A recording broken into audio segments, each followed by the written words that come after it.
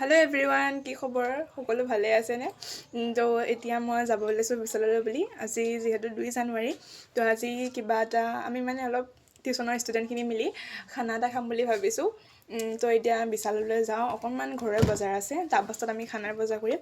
তো আপোনালোকক সকলোবোৰ দেখাই থাকিম বাৰু। আৰু আমি বিশাল পালোহি। বিশালত আমাৰ লাগতিয়াল সামগ্ৰীখিনি লৈ ল'লোঁ। লৈ লোৱাৰ পাছতে আমি খানাৰ বজাৰ কৰিলোঁ, যিহেতু আবেলি হ'লেই আৰু বেছি টাইম নাই।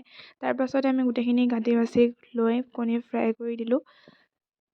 যিহেতু সোনকালে হ'ব লাগিব, সৰু সৰু বাচ্ছা আছে, যিহেতু সোনকালে টোপনি যায়গৈ। তাৰপাছতে মই মাংসখিনিও বহাই দিলোঁ।